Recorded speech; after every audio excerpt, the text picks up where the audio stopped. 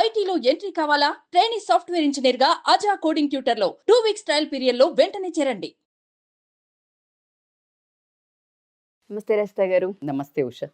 Teenage వయసుకు వచ్చిన ఆడపిల్లలు ఎస్పెషల్లీ ఎటువంటి హైజీన్ని అలవాటు చేసుకోవాలి అంటారు? ఎందుకు అంటే ఇవాళ రేపు చాలా చూస్తూ ఉన్నాం మనం. ఆడపిల్లలు హైజీన్ కనుక మెయింటైన్ చేయకపోతే ఫస్ట్ ఆఫ్ ఆల్ హెల్త్ మీద చాలా ఇంపాక్ట్ పడుతుంది. ఎందుకంటే మీ వీడియోలో నేను చాలాసార్లు విన్నాను, ఇది హైజీన్ వల్ల వచ్చిన ఇబ్బంది, ఇదే కనుక క్లియర్ ఉండుంటే మేబీ ఇంత ఎఫెక్ట్ అయ్యేది కాదు అని విన్నాను. సో హైజీన్ ఏ ఏ విషయాల్లో ఉండాలి అండ్ ఎక్కడెక్కడ తీసుకోవాల్సిన కేర్ అంటారు ఇది? సో ఇదేంటంటే మనము హైజీన్ అనే పదము ఇది మీరు అన్నట్టు హెల్త్ వైజ్ అయితే ఇక అసలు 100%. కానీ నిన్ను ఒక అవగాహన, ఒక మనిషి హైజీన్గా నీట్గా ఉంటే ఎలా రెస్పెక్ట్ చేయడం తెలియకుండానే వాళ్ళు ఏ హోదాలోనే ఉండనివ్వండి ఉష. ఎందుకు మీరు ఆలోచించండి, ఇప్పుడు ఎవరైనా ఒక మనిషి మంచిగా నీట్గా తయారయ్యి టాప్ టు బాటమ్ అట్లా ఫ్రెష్గా నీట్గా కనిపిస్తే ఏం చేస్తారు మీరు? తెలియకుండా ఒక రెస్పెక్ట్ తెలియకుండా ఈ భావం వస్తుంది. అది ఎవరన్నా కానివ్వండి అది. సో ఆ ఒక భావం రావాలి అని అంటే ఒక ఆడపిల్లకి ఎంత ఇంపార్టెంట్ అంటే ఎందుకు హైజీన్ తోటి నీ యాటిట్యూడ్ కనిపిస్తుంది, నీ యాటిట్యూడ్ తోటి రెస్పెక్ట్. ఎవరు పడితే వాళ్ళు నీ ఎరినాలోకి ఒక ఆరా అనేది డెవలప్ అవ్వడం జరుగుతుంది, బౌండరీ సెట్ అవుతుంది కరెక్ట్గా. సో ఆ ఆరాస్ ఏంటి, ఆ చక్రాస్ ఏంటి అనేది మనం డిసైడ్ చేస్తే మనకు బేసికల్గా ఫస్ట్ పిల్లలు వినంగానే అమ్మా అని ఏడ్చేది, తల్లిదండ్రులు అయితే నేను చెప్పానా, నేను చెప్పినవి ఆ మేడం చెప్తుంది అని మాత్రం గట్టిగా సౌండ్ పెట్టి వినిపించేవి. ఇది తల్లిదండ్రులు ఎక్సైట్ అవుతుంది. ఎందుకు అంటే అంటే కామన్గా ఒక తల్లిగా మా ఇంట్లో జరిగేవి కూడా నేను కూతురుగా ఉన్నప్పుడు నాకు పడ్డవి కూడా. సో కాబట్టికే అవి నేను చెప్పదలుచుకున్నా. బట్ ఎంత చిలిపిగా ఎంత నవ్వుతూ మనం నొట్టిగా చెప్పుకున్నా చాలా ఇంపాక్ట్ మాత్రం క్రియేట్ చేస్తాయి లైఫ్లో. ఏంటి అంటే ఫస్ట్ డైలీ షవర్ చేయడము. అమ్మా ఎంత దరిద్రంగా తయారైందంటే ఇప్పుడు ఉన్న కాలము, అసలు షవర్ 2-3 రోజులకి చేస్తాము అని సిగ్గు లేకుండా చాలా ఓపెన్గా చాలా గర్వంగా చెప్పుకునే రోజులు వచ్చాయి. చాలా దరిద్రం అక్కడి నుండి స్టార్ట్ అవుతుంది. It's a very very bad note. ఎందుకు అంటే అసలు నువ్వు రాత్రి పడుకున్న తర్వాత ప్రొద్దున లేచినప్పుడు ఆ వేసుకున్న బట్టలు ఏవైతే ఉంటాయో అవే తెల్లవారి వెయ్యకూడదు. ఎందుకంటే బోలెడన్ని టాక్సిన్స్ ఎలిమినేట్ అవుతాయి. సో కాబట్టికి మనం ఇమ్మీడియట్గా వాష్ చేయాలి అనేది చెప్పుకునే ఒక కల్చర్ నుంచి అసలు బాడీని ఆ బట్టలతోటి అట్లాగే ఉంచి మళ్ళా తెల్లారి పడుకొని మళ్ళా తెల్లారి అవే అసలు అది అంతకంటే వరస్ట్ హైజీన్.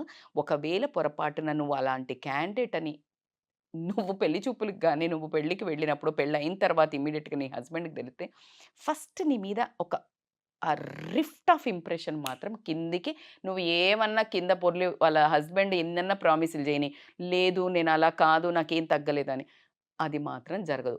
ఈవెన్ దో ఆ అబ్బాయి కానీ ఆ అమ్మాయి కానీ చెయ్యకపోయినా వాళ్ళు అలా చెప్పినప్పుడు ఒక రకమైన అని మాత్రం రావడం అయితే జరుగుతుంది.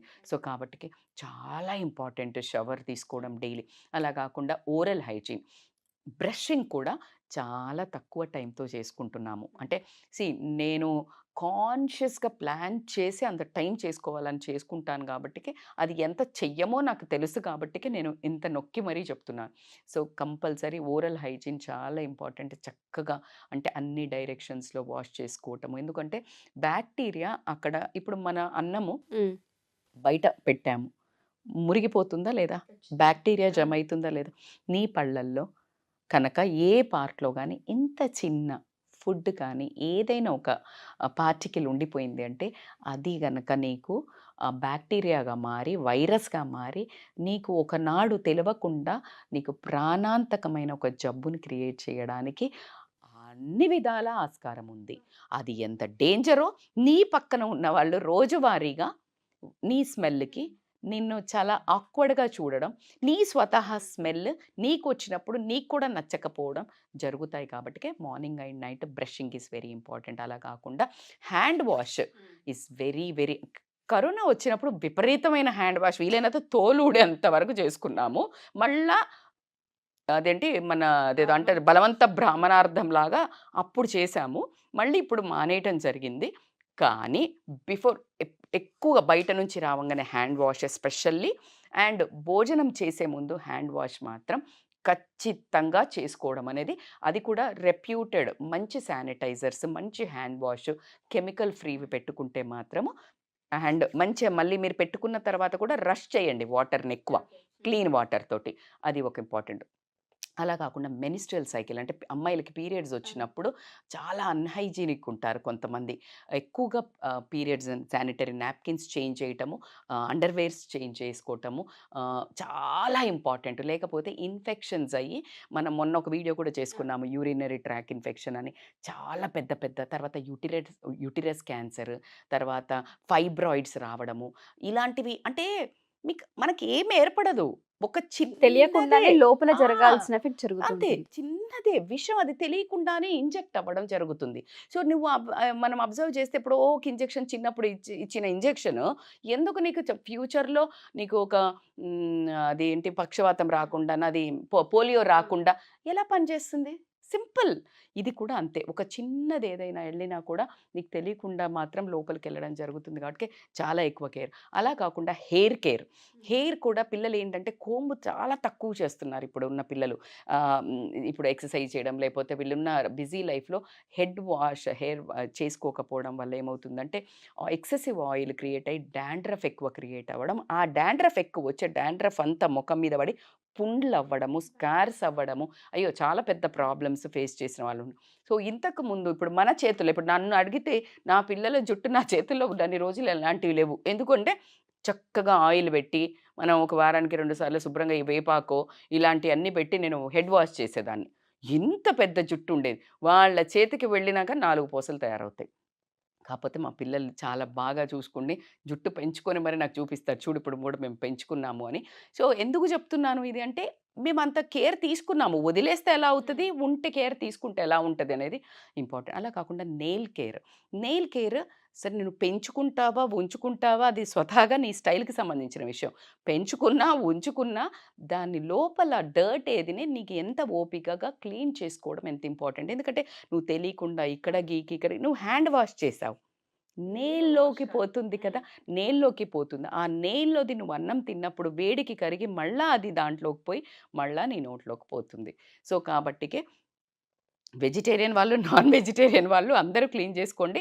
ఎందుకంటే నాన్ వెజిటేరియన్ వాళ్ళు క్లీన్ చేసుకోకపోతే అందులో ఉన్న నాన్ వెజిటేరియన్ అప్పుడు మీరు నాన్ వెజిటేరియనే. సో, కాబట్టికే చాలా చక్కగా హైజీన్ మెయింటైన్ చేయడం. Feet especially. పాదాలకు ఎంత నీట్‌గా ఉండాలంటే రాత్రి వీలైనంత వరకు బాగా వాష్ చేసి కొబ్బరి నూనె పెట్టుకున్నంత సుఖమైతే ఏమీ లేదు. ఎందుకంటే ఆ క్రాక్స్ ఏమీ రాదు. ఆ క్రాక్స్ ఉంటే ఏమైతది, ఫస్ట్ ఆఫ్ ఆల్ నాకు ఒక చిన్న ఇన్సిడెంట్ గుర్తొస్తుంది. 25 ఏళ్ల క్రితం నేను ఒకళ్ళ దగ్గర నుంచి విన్నాను. ఏంటంటే, అమ్మాయి పాదాలను చూసి పెళ్లి చూపుల్లో ఒప్పుకున్నాను అని. అంటే హైజీన్ గురించి. సో, అలా ఓసీడీ ఉన్నవాళ్ళు కాళ్ళు, చేతులు, మొహం అన్నీ చూస్తారు గాబట్టికి అది ఇంపార్టెంట్. అది పక్కన పెడితే ఫస్ట్ నీ లుక్ నీట్‌గా ఉంటుంది. సెకండ్, నీకు ఆ క్రాక్స్‌లోంచి పాదాల నుంచే డిసీజెస్ రావడం జరుగుతుంది. వార్మ్స్ ఏది ఉన్నా మన దీంట్లో అది ఖచ్చితంగా రావడం జరుగుతుంది గాబట్టికే మనకు పాదరక్షలు రామాయణంలో ఆ అడవిలలో తిరిగినప్పుడు తనకి రాకుండా ఉండడం కోసము ఇవి పాదరక్షలు చేయించడం జరిగింది. సో, అంత ఇంపార్టెంట్ కాబట్టికే చక్కగా వాటిని వాష్ చేసుకొని నైట్ బెడ్‌కి ఎక్కే ముందు వాష్ చేసుకొని చక్కగా ఏ కొబ్బరి నూనె, ఏ గ్లిజరినో చక్కటి మంచి క్రీమ్ ఏదైనా పెట్టుకొని పడుకున్నట్టయితే నీట్‌గా ఉండడం జరుగుతుంది. అలాగే నువ్వు ఇంకా ఇంపార్టెంట్‌గా బట్టలు. ఇన్నర్ వేర్ రెగ్యులర్ చేంజ్, వీలైతే 2 టైమ్స్ చేంజ్ చేసినట్టయితే గనక వీళ్ళకి ఇన్ఫెక్షన్స్ రాకుండా మంచి కంఫర్టబుల్ బట్టలు లూజ్‌గా వేసుకుండడము, కంఫర్టబుల్ బట్టలు, నీ బాడీకి సరిపోని బట్టలు వేసుకున్నట్టయితే బావుంటుంది. ఇంకొకటి ఏంటంటే ఫేషియల్ కేర్. ఫేషియల్ కేర్ అనంగానే ఫేషియల్ చేయించుకోమని పెద్ద పెద్ద కాస్ట్‌లీవి రుద్దమని కాదు. కాకపోతే ఏంటి అంటే ఫేస్‌ని ఖచ్చితంగా, అసలు పాతకాలం వాళ్ళని తీసుకున్నా కూడా ఖచ్చితంగా 2 సార్లు కడుక్కునేవాళ్ళు. ఇప్పుడు టీనేజ్ పిల్లలు అదేంటో పొద్దున్నే బలవంతంగా అవుతదనుకుంటా. ఆ క్షణము ఆ డ్రెస్ ఏసుకొని ఎటన్నా కాలేజ్‌కెళ్ళేట వచ్చారా అంటే ఆ మొహానికి దిక్కు ఉండదు, మొక్కు ఉండదు. మళ్ళా తెల్లారి వరకు అది జిడ్డు గారుతూ ఉన్న. సో, వీళ్ళు బయట నుంచి పోయొచ్చిన మనకున్న పొల్యూషన్‌కి, మనకున్న టాక్సిన్స్‌కి, మనకున్న స్ట్రెస్‌కి బోలెడన్ని టాక్సిన్స్ రిలీజ్ అయ్యి, పోర్స్ అన్నీ క్లోజ్ అయ్యి, యాక్నీ రావడము, డాండ్రఫ్ రావడం ఇవన్నీ జరుగుతున్నాయి కాబట్టికి facial care is very important. ఎట్లా తీసుకోవాలి మేడం అంటే, వీలైనంత వరకు ఫేస్‌ని చక్కగా సబ్బు కంటే ఫేస్ వాష్ ఒక మంచి ఆహ్, ఏంటి మన కెమికల్ ఫ్రీ ఫేస్ వాషెస్ తీసుకొని, తర్వాత వీలైనంత వరకు ఇంట్లో టొమాటోనో, కీరానో, పచ్చిపాలో దాంతో కాస్త ఇలా ఒక నిమిషము వాష్ చేసుకొని, ఇది వాష్ చేసుకున్నట్టయితే బ్రహ్మాండంగా ఉంటుంది. నైట్ కూడా ఖచ్చితంగా ఫేస్ వాష్ చేసుకొని, క్రీమ్స్ కంటే ఎక్కువ న్యాచురల్ పదార్థాలు ఒక నిమిషం రుద్దుకొని గనక మీరు పడుకున్నట్టయితే అసలు మీకు ఏ ఫేషియల్ అక్కర్లేదు.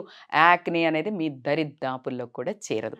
అలా కాకుండా ఇంకోటేంటి అంటే ఏంటి అంటే డియోడ్రెంట్స్ అంటే నేను ఫ్యాన్సీగా అవన్నీ చెప్పను. మంచి కంపెనీ మళ్ళీ అది కూడా చెప్తున్నాను. కొంతమందికి ఇన్ఫెక్షన్ అయ్యి బ్లాక్ అయిన వాళ్ళు కూడా ఉన్నారు కాబట్టికి. కాకపోతే మంచి స్మెల్. అన్నిటికంటే నన్ను అడిగితే అయితే మంచి సున్నిపిండి ప్రిపేర్ చేయించుకోను, లేకపోతే మంచి కొంచెం కెమికల్ ఫ్రీ సబ్బో, మంచి బాడీ వాషో ఏదన్నా ఒకటి మంచిది తీసుకొని మంచిగా స్నానం చేసి న్యాచురల్‌వి ఏదైనా మీకు డియోడ్రెంట్స్ దొరికితే గనక యూజ్ చేసినట్టయితే మంచి ఇంప్రెషన్ మీరు వర్క్ ప్లేస్‌లోకి పోయినా, కాలేజ్‌కి పోయినా ఒక మంచి ఇంప్రెషన్ ఉండడం జరుగుతుంది. బట్ ఎంచుకోవడం సేఫ్‌గా ఎంచుకోండి. థ్యాంక్ యూ రజిత గారు. Thank you so much. Thank you so much Usha.